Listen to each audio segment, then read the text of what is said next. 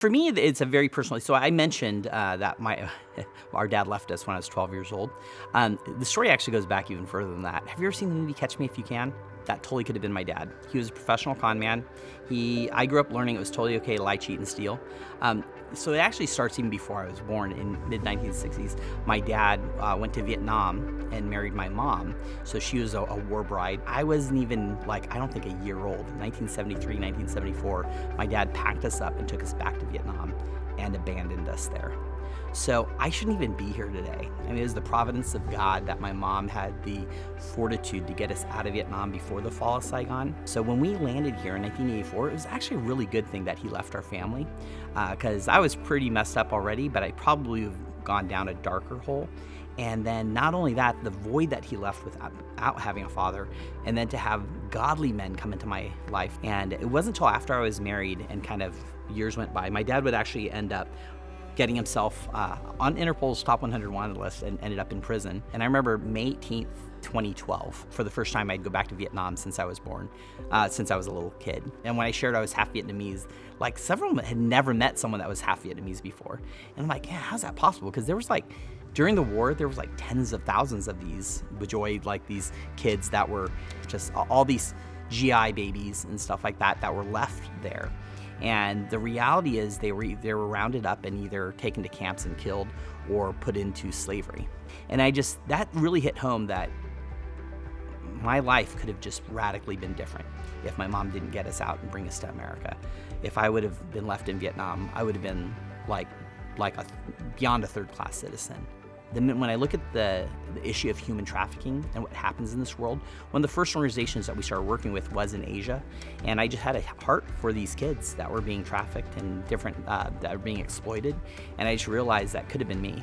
I very easily could have slipped into that world. And so human trafficking has always been a special thing in my heart. But my experience with Atlas Free, though, was kind of a roundabout way. Peter has been a huge part of it early on when we first met.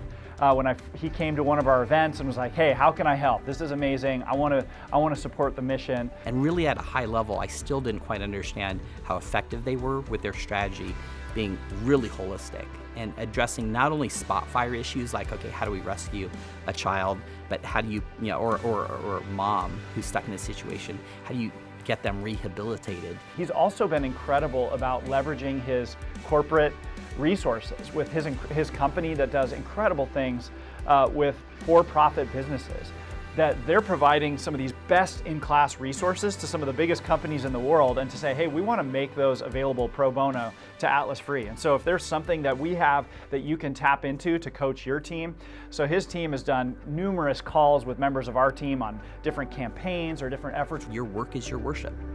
And when I realized the work that I do is actually the way I bring glory to God, it really just changed my perspective on how I work. For me, it really is intertwined in the work that I do and how I serve. But I don't work just to make money. I work for the kingdom opportunity and the kingdom impact that I can have.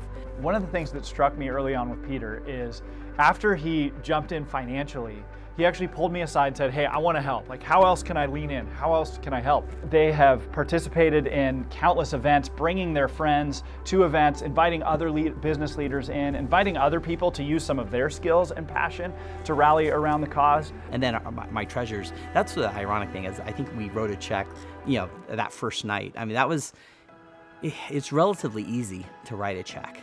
And especially when God has blessed us with an abundance, it's all God's. And to steward what He's given us is what He calls us to, and to be generous with it. The McGowans have become an incredible example of sort of two key areas. One, what it looks like to leverage professional knowledge and expertise and wisdom and experience that they've enabled us to tap into as an organization to leverage the vast knowledge of their company, their business, what's enabled Peter to succeed in incredible ways in the professional world. He's mobilized that to help advance the cause.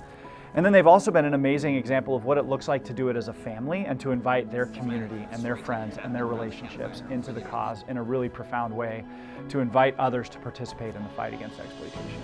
So as I start running into people, especially within our studio or different spheres that are active in different things, Now it's an opportunity to be able to connect them with Atlas Free, but to be a part of the work that Atlas Free is doing and expose friends to that has been, a humble opportunity that we've had. And we love seeing our community take ownership of that idea of saying, this isn't just a cause that I donate to, this is actually a cause that I identify with, and I want to be a part of the group that ends slavery in our lifetime, that tackles the modern form of exploitation in our lifetime, and I'm going to be an abolitionist. I'm going to lean in the way that the McGowans have, with my network, my professional resources, my creativity, my passion, and mobilize my community to become abolitionists in that fight, that we will be the modern group of people, the modern day abolitionists who end human trafficking in our lifetime.